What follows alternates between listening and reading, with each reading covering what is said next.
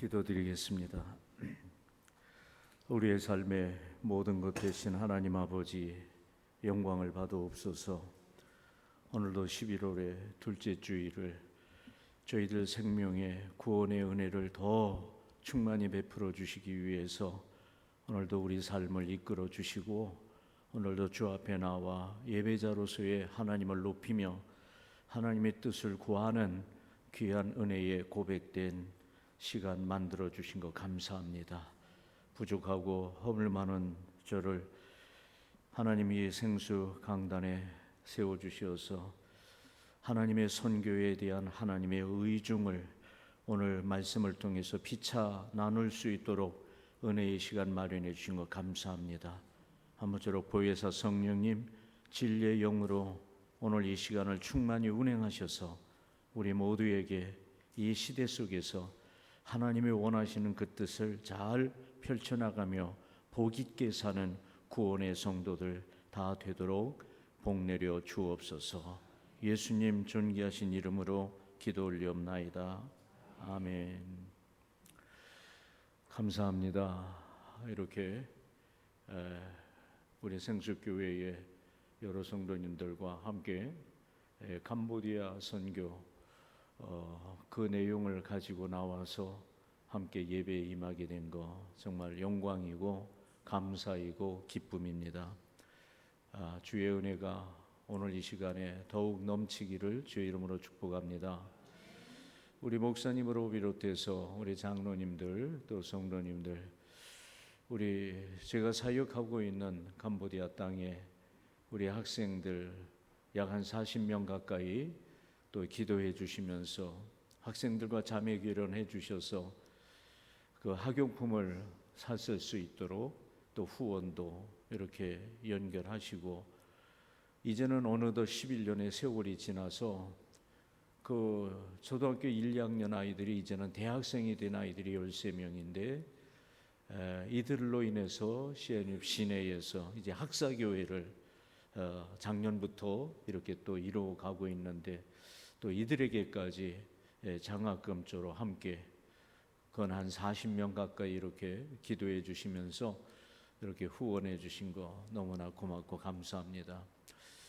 우리 대한민국을 생각해 볼 때 바로 이런 모습이 우리 초창기 130여 년 전에 우리 대한민국이 얼마나 가난했고 또 문맹률이 그건 8, 90% 되지 않았겠습니까? 그런데 우리 선교사님들이 이 땅에 들어오셔서 저희들을 일깨워 주셨고, 그래서 우리 부모님들이 가난만큼만은 대물림 돼서는 안 되겠다 해서 얼마나 자녀들을 그렇게 교육시켜 나가는데, 우리 경제적으로 우리의 조상들의 그 삶이 팍팍하고 어려웠던 그 시절 선교사님들에 의해서 많은 도움을 받고 믿음의 선각자들 뿐만 아니라 나라의 정치의 교육의 여러 분야의 선각자들이 다 선교사님들에 의해서 이렇게 이제 양육이 되고 성장이 되고, 심지어는 미국에까지 이제 유학을 또 선교사님들이 친히 이끌어 주셔서 이제 유학을 마치고 우리 대한민국에 돌아오셔서 우리 민족을 일깨우고 각 분야들을 또 이렇게 성장시키는데 밑거름이 된 그런 지도력이 바로 선교를 통해서 우리 대한민국 기초가 만들어졌다는 것에 대해서 저는 굉장히 자부심을 느낍니다. 이 모든 것이 오늘이 있기까지 여러분 하나님의 은혜인 줄로 믿습니다. 계속해서 끊임없이 여러분 저희들 선교 사역을 위해서 기도와 또 뜨거운 마음을 더욱더 함께 해주시기를 또 부탁드리면서, 오늘 이 말씀 속에서 오늘 이 시대의 시대성의 긴급함, 그리고 우리가 살아가야 할 삶의 정체성에 대한 하나님의 뜻이 무엇인지를 오늘 본문 말씀을 의지해서 하나님 선교라고 하는 이 주제에 한번 우리가 다시 한번 나의 삶을 돌아보고 오늘 현실을 내다볼 수 있는, 그래서 하나님 선교구나, 그래서 우리 예수님이 오셨구나, 그래서 우리 예수님이 앞으로 다시 오셔서 이 세상을 이제 다 마무리 지을 것이구나 하는 바로 이 진리의 이 모든 체계가 저와 여러분들에게 오늘 아주 뜨겁게 가슴속 깊이 정말 아로새김이 되어지는 도전의 시간 또는 비전의 시간 되어질 수 있기를 다시 한번 소원합니다. 할렐루야. 여러분, 성경을 통해서 발견되는 우리 구원 삶에 대한 하나님의 공식이 있는데요. 그 공식이 무엇인가 하면 내가 구원을 받았으면 남을 구원시켜야 된다라고 하는 공식입니다. 내가 은혜를 받았다면 이 은혜를 다른 사람에게도 흘려 보내야만 한다라고 하는 이 공식입니다. 맞습니까? 예수님께서 인류 구원의 구속 사역을 완성하시고 부활하신 후 하나님 나라로 올라가시기 전 예수님은 40일간 제자들과 함께 하시면서 천국 복음을 땅끝까지 모든 족속에게로 가서 전하고 가르치고 지키게 하면서 하나님과 온전히 하나 되는 이 삶을 이루게 하라라고 하는 명령을 하셨습니다. 그리고 하나님 나라로 가시면서 나는 반드시 다시 오신다 말씀하셨습니다. 예수님의 다시 오심, 곧 예수님의 재림이 시사하고 있는 의미는 너무너무 중요합니다. 왜냐하면 예수님께서 다시 오시는 날은 이 세상이 심판을 받는 날이 되기 때문에 그렇습니다. 무엇을 심판하실까요? 우리가 잘 아는 대로 죄에 대하여 심판하실 것이고 또 의에 대해서도 심판하십니다. 다시 말하면 하나님 말씀에 대한 순종과 불순종에 대한 심판입니다. 신앙과 불신앙에 대한 심판입니다. 예수님에 의하여 단행되는 이 심판은 지구상에 존재하는 사람들은 어느 누구도 피해 갈 사람 단 한 명도 없습니다. 예수님이 오셔서 심판을 단행하실 때 도망하여 숨을 장소도 없습니다. 성경에서 복음 전파의 하나님의 뜻을 살펴보면 우리의 생애, 곧 우리의 구원 신앙은 출발부터 복음 전도, 영혼 구원의 사명으로 시작되었습니다. 다시 말하면 구원받은 모든 기독교인들, 크리스찬들의 삶은 어떤 일에 종사하더라도 하나님 구원 사역을 드러내는 사명으로서의 삶, 사명으로서의 인생이라고 하는 것을 우리는 부인할 수가 없습니다. 그 근거는 이렇습니다. 아직 죄가 세상에 들어오기 전인 에덴 동산에서 하나님께서는 하나님이 만드신 이 세상을 아담으로 하여금 생육, 번성, 땅의 충만, 땅을 정복, 만물을 다스림의 삶을 명하셨습니다.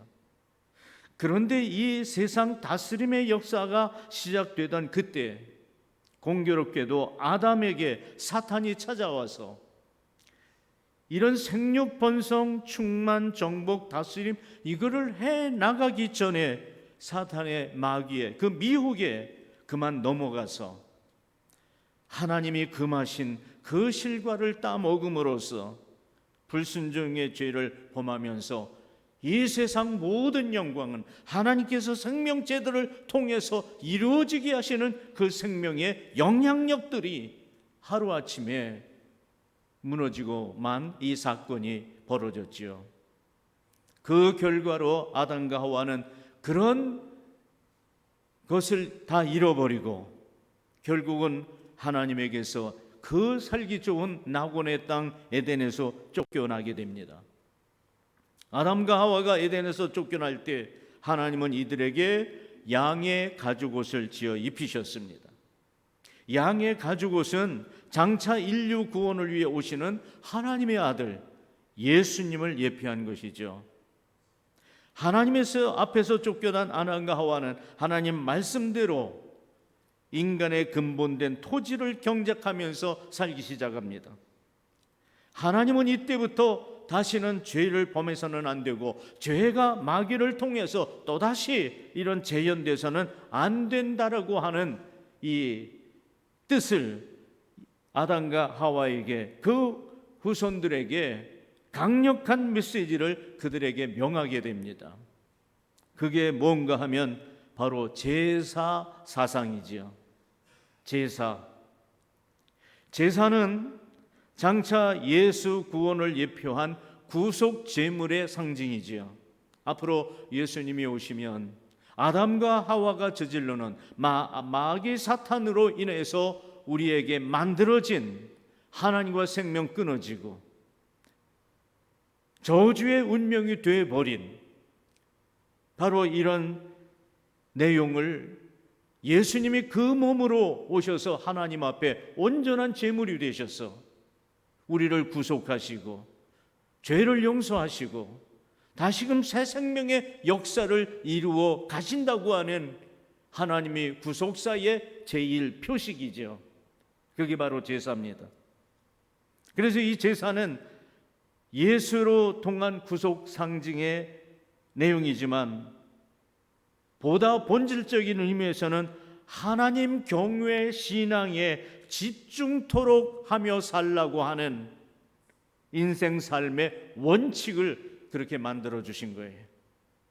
여러분, 죄범한 아담과 하와 이후에 그 죄를 용서 안 받고 에덴에서 쫓겨나서 하나님과의 관계 생명 끊어져서 어려움과 고통뿐인 저주뿐인 그 생애에서 하나님의 도우심, 인도하심, 하나님이 우리를 복주심, 이런 내용에 다시 그 삶이 만들어지는 것은 분명히 바로 죄사함에 있는 줄로 믿습니다.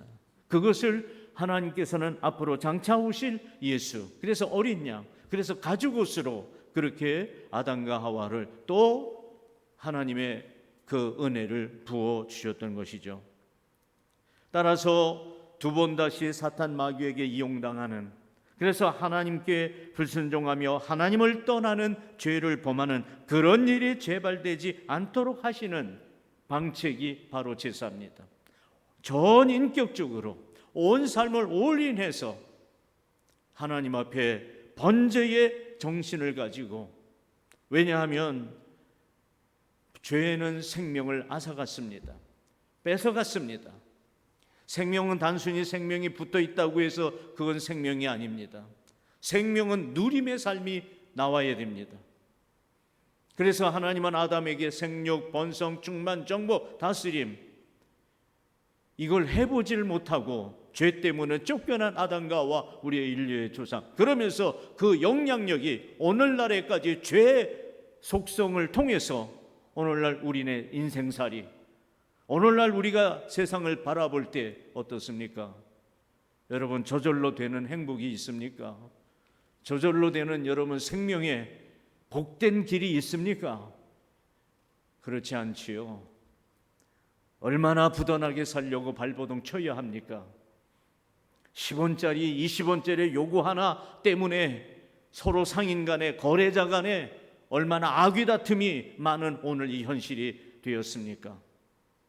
그렇기 때문에 하나님께서는 다시는 마귀에게 요만큼이라도 틈을 줘서는 안 된다고 하는 것, 그 정신, 그 사상을 바로 구약에서 제사로, 이 제사는 신약에 앞으로 예수 그리스도의 제물된 바로 그 내용이죠.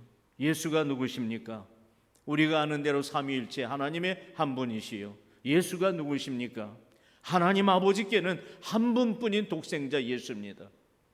그 아들을, 우리 온 인류를 구원하시기 위해서 세상에 마귀 사탄이 판을 쳐놨던 그런 곳에 예수 생명이, 예수 능력이, 예수 치유가 이 땅 위에 힘이 펴질 때에 하나님이 계획하셨던 생육, 번성, 충만, 정복, 다스림, 생명의 역사가 다시 여러분 소생되고 우리에게 다시 힘이 펴지는 것 아니겠습니까? 그래서 예수 한 분의 그 생명은 이 세상 지구의 이 모든 내용과 바꿀 수 없는 무게중심이 무게가 있고요, 내용 중심에 내용이 있고요. 인정하십니까? 무엇으로 예수 생명을 여러분 비교하겠습니까? 무엇으로 예수 그 독생자 한 분뿐인 그분을 이 세상에 죄의 삭스로 구속의 제물로 보내시는 그 아버지의 마음을 무엇으로 여러분 달래드릴 수가 있겠습니까?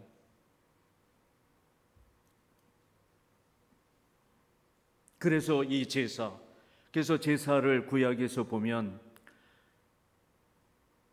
하나님 앞에 제물 드리는 그 제물, 앞으로 오실 예수님을 예표하고 아주 지극정성으로, 그래서 구약 백성들은요, 어찌 보면 그 생애 자체가 제사 드리는 생애예요. 그렇죠?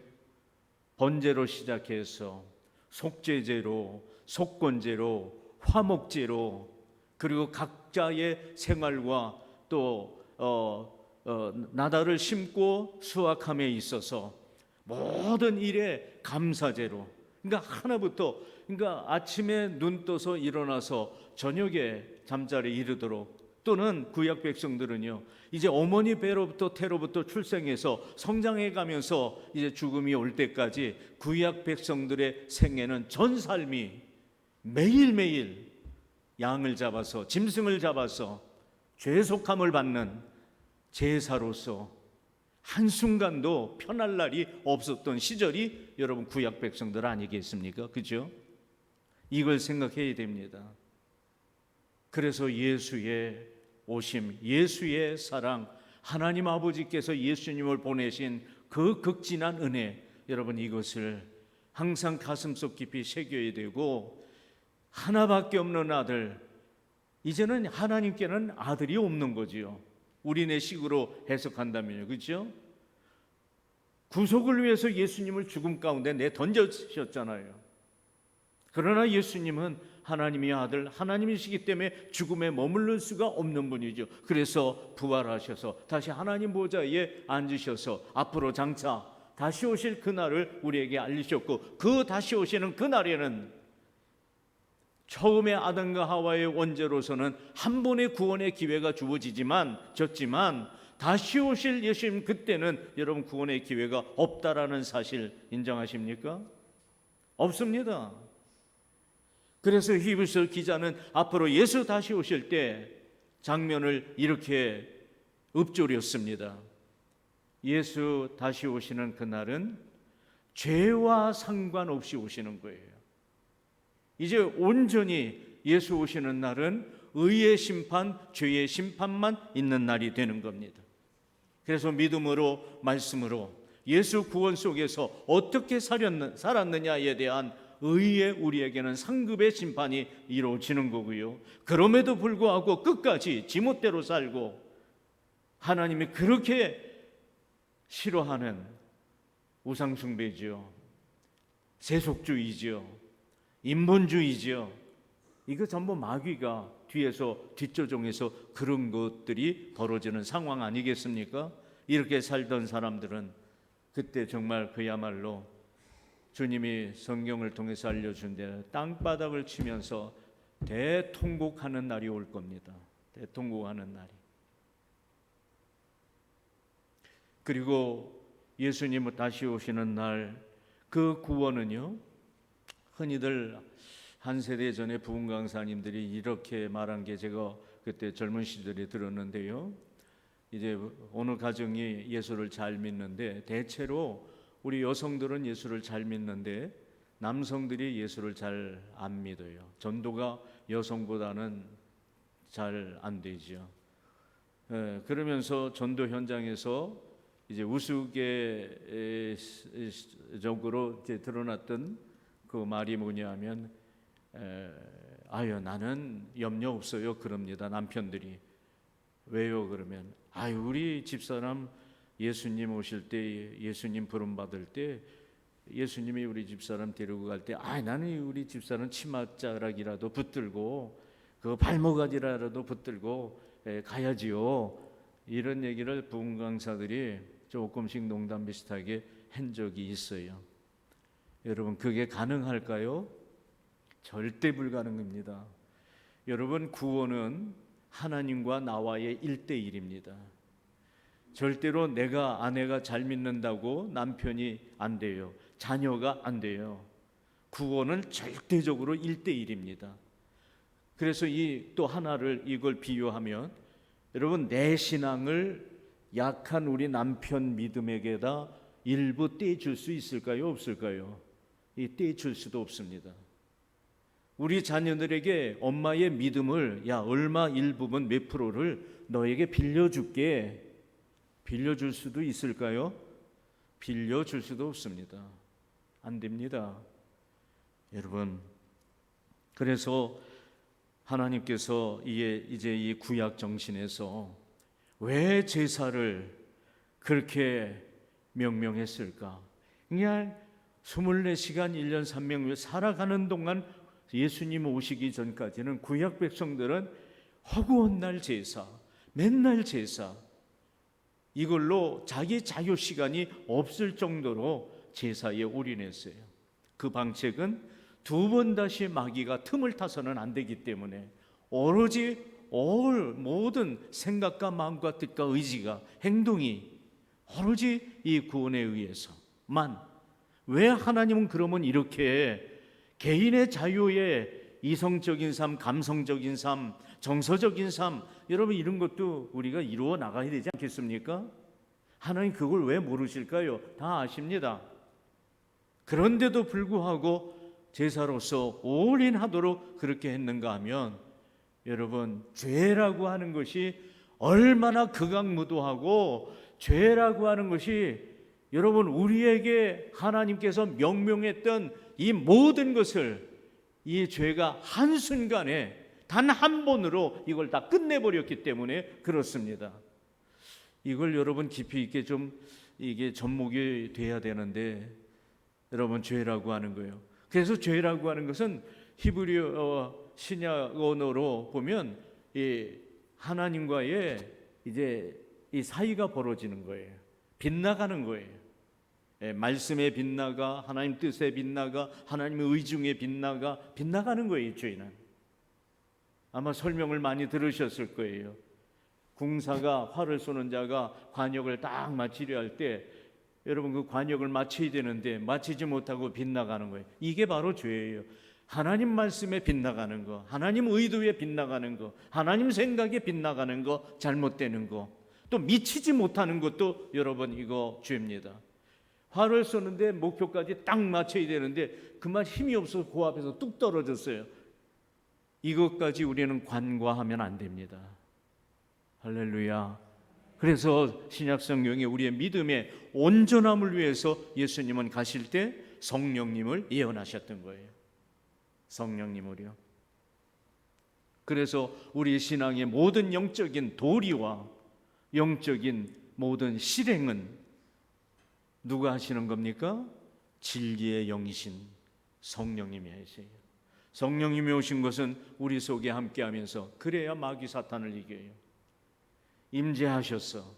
그래서 이 성경에 기록되어 있는 이 내용들, 우리가 이걸 다 어떻게 분별하겠습니까? 그러나 성경은 한 가지로 다 통짜로 되어 있잖아요. 예수 구원. 그걸로 통짜로 되어 있어요. 그래서 마귀 사탄은 이 구원을 방해하려고, 어쨌든 끊어내려고 지금도 끊임없는 전략을 지금까지도 계속 해오고 있는 마귀 사탄은 그 하나밖에 없거든요. 그 하나를 못 이겨서 오늘날 크리스찬들이 얼마나 우여곡절을 많이 겪는 생을 삽니까? 이단에게 또 우리의 그루터기도 뺏기기도 하고, 참으로 이해하지 못할 내용들이 오늘 우리 믿음의 체계 속에서, 생활 체계 속에서 얼마나 벌어지는지 몰라요. 그래서 두 번 다시 우리는 그런 것에 잡히면 안 되겠기에 아예 하나님이 우리 속에 오셔서 우리에게 생명이 되시고, 그래서 진리를, 성경에 기록된 것을 우리가 다 낱낱이 깨닫고, 또 그 진리로 인해서 우리가 삶이 만들어지고, 그래서 열매가 돼서 성령의 9가지 그 열매, 그 성령의 열매가 여러분 우리 크리스찬의 품성 아니겠습니까? 그 성령의 9가지 열매가 우리의 인격 아니겠습니까? 예, 그렇게 살아가도록. 그래서 두 번 다시 생명을 놓치는 일이 없고 또 생육번성 충만 다스림에서 얻어지는 그 어마어마한 이득이죠. 경제적 이득, 재산상의 이득, 인생적인 이런 유익들, 여러분 무궁무근합니다. 그걸 다시 회복시키려 이렇게 여러분 명을 해 주셨던 겁니다. 그래서 이렇게 함으로써 하나님께서는 이스라엘 백성들에게, 우리 구원의 백성들에게 기대하는 것이 몇 가지가 있어요. 첫째는 항상 거룩되기를.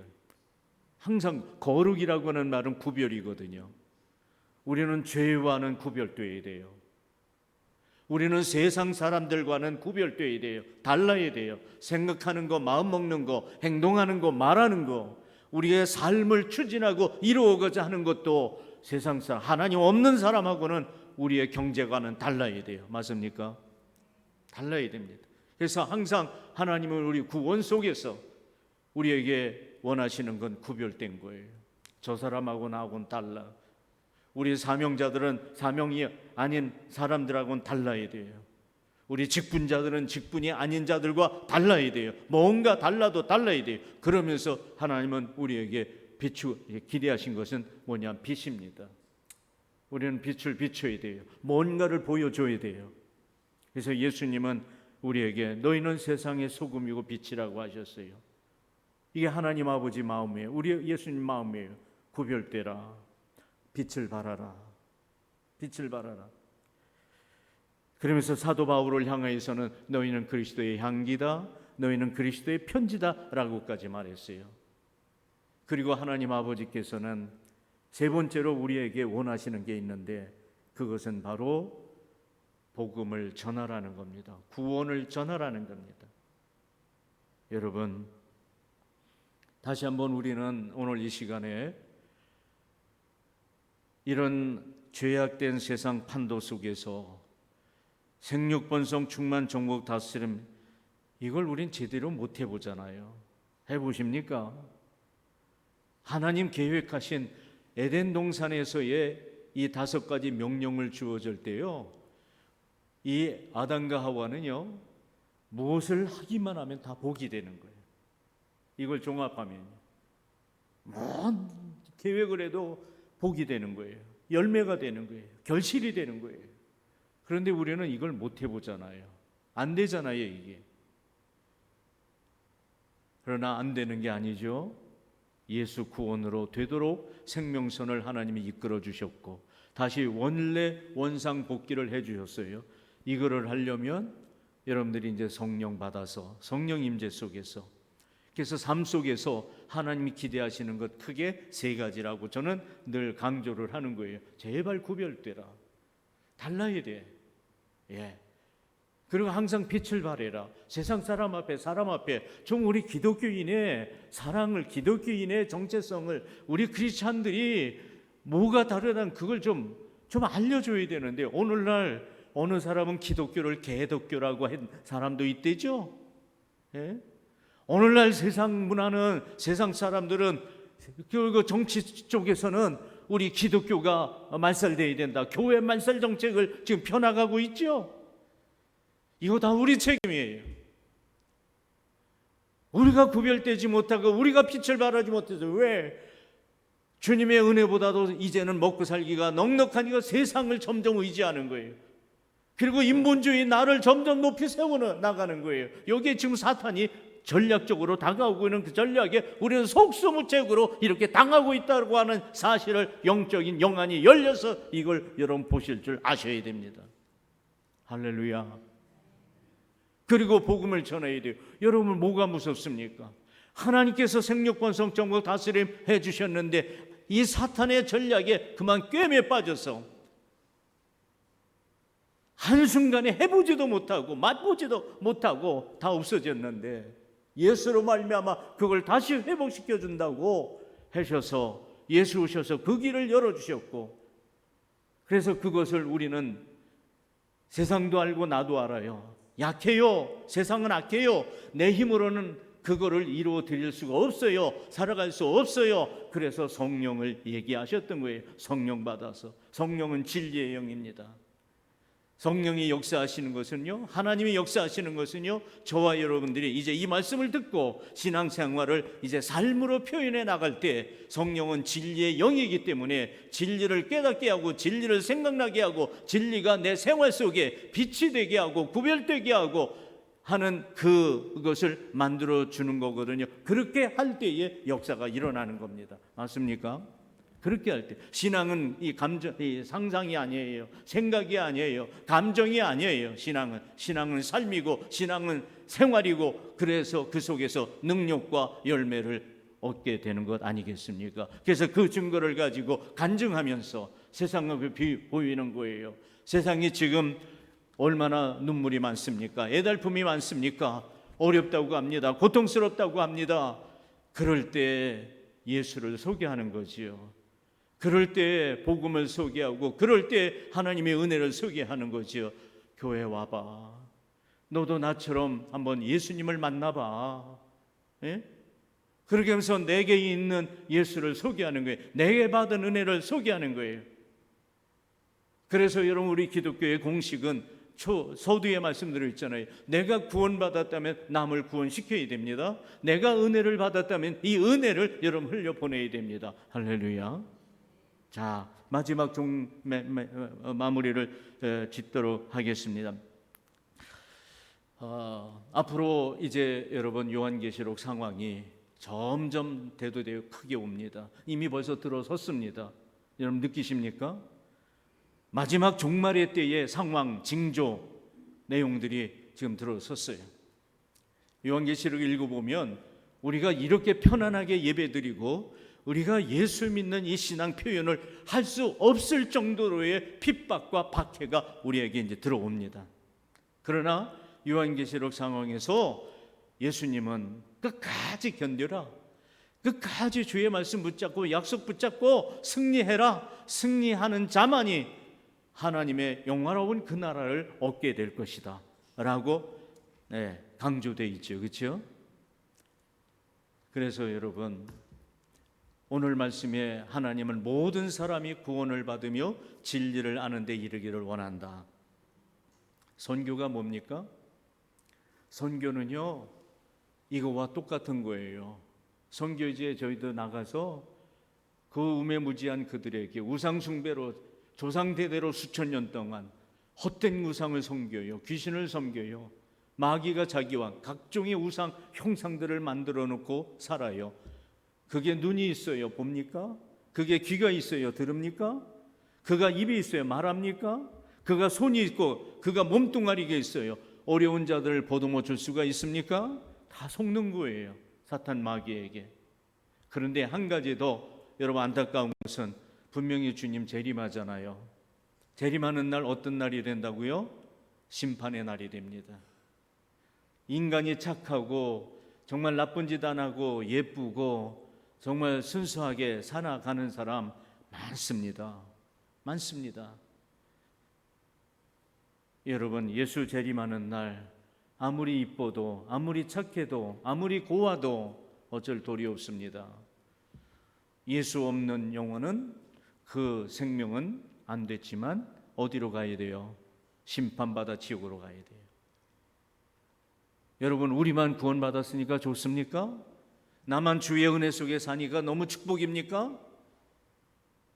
그러면 안 됩니다. 하나님 아버지의 뜻, 우리 주님의 의중을 우리 크리스찬들은 누구보다도 그것을 충분히 이해해 드려야 됩니다. 그래서 하나님의 선교는 똑같아요. 우리 한국에서 이렇게 교회가 부흥하고 이렇게 구원이 부흥하고 그 구원 속에서 믿음으로 표현되는 바로 이런 모든 생활에 하나님이 그 믿음을 보시고 복을 막 부어주듯이 지금도 우매무지한 저 가난한 나라, 저 더운 나라, 헐벗은 나라, 흑인들까지라도 산족에 사는 사람들까지라도 우리와 똑같은 인간이고 하나님의 형상을 가진 자들인데 나만 구원받았다고 해서 이게 복이 아니잖아요. 하나님은 오늘 말씀대로 모든 사람이 다 구원을 받고 받을 뿐만 아니라 진리를 알고 살기를 원해요. 진리, 이 말은 다시 말하면 세상이 왜 이렇게 되어졌느냐, 세상에 왜 이렇게 고통이 많으냐, 사람은 왜 이렇게 악해지느냐, 예수 왜 오셨느냐, 이 세상이 어디서부터 무엇으로 시작됐느냐, 여러분 이걸 알고 살아야 되는 거 아니겠습니까? 그래서 심판 때에 하나님께서 이제 에스겔 통해서 얘기하셨잖아요. 심판 때에 한 생명 한 생명에게 신문을 합니다. 너는 예수 안 믿었으니까 너는 마땅히 지옥이야. 넌 예수 믿었구나. 그래, 나의 의로운 오른팔로 안아주지. 천국이야. 그러면서 에스겔이 한 말이, 왜 저 사람 지옥으로 갑니까? 그 핏값을, 너는 예수를 안 믿었고 몰랐으니까 당연히 지옥 가는데, 그런데 핏값을 우리에게 찾는다고 얘기하잖아요. 그렇죠? 먼저 믿은 우리에게. 이런 점을 아시고요, 여러분. 그래서 선교는 우리 한국에서 이 목회하는 거와 똑같아요.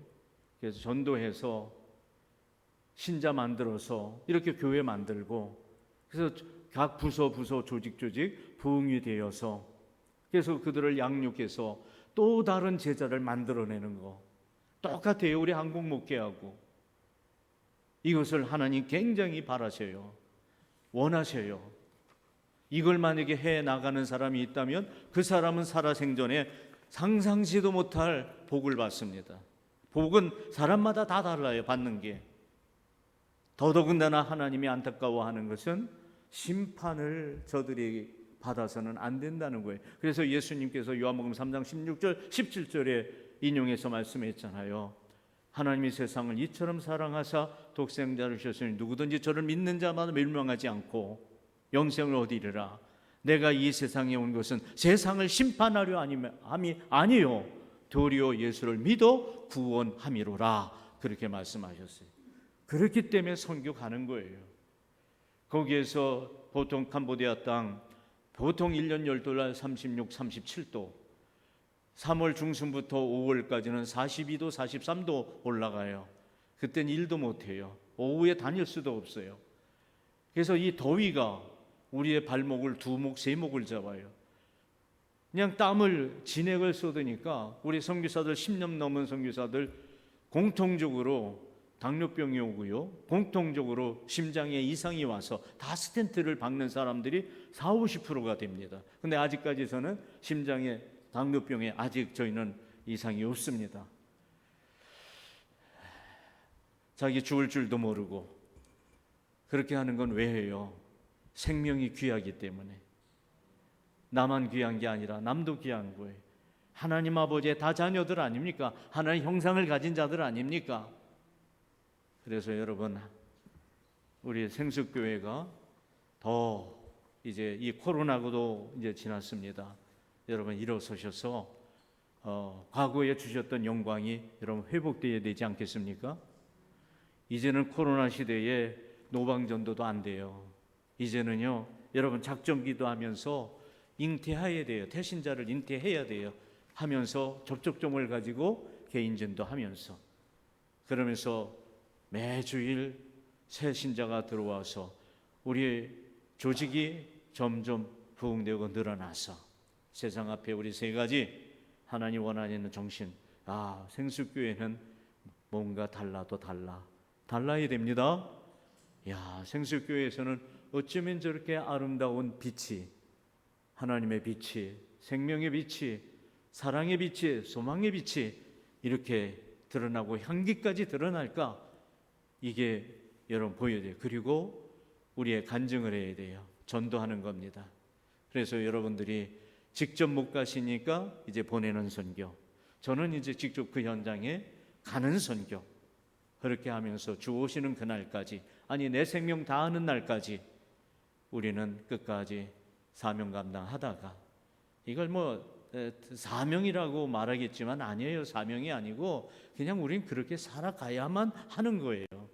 그게 우리 삶의 목적이에요. 맞습니까? 그렇게 살면서. 그래서 우리 주님 맞이하는 날 너나 할 것 없이 하늘나라에서 우린 다 만나야 되지 않겠어요? 그렇죠? 여러분의 가정도, 자녀도, 남편도, 친구도, 일가친척도 같이 해요. 여러분 지옥 심판이 얼마나 무서운데요. 얼마나 무서운데요. 하나님이 알아요. 그러니까 누구도 지옥 가지 못하게, 지옥 가지 말라고 예수님은 다시 한번 약속하면서 명령을 하기도 했고, 그리고 목회, 디모데서는 목회 서신이거든요. 바울 사도를 통해서 아버지의 마음을, 애끓는 아버지의 마음을 오늘 본문과 같이 그렇게 우리에게 주셨던 거예요. 승리하시길 주의 이름으로 축복합니다. 하나님 아버지 고맙고 감사합니다. 매일매일 우리 살아가는 삶은 하나님의 땅에서, 그리고 하나님께서 생명을 부여해 주신 바로 그 내용 속에서 우리는 살아가는 인생의 이치입니다.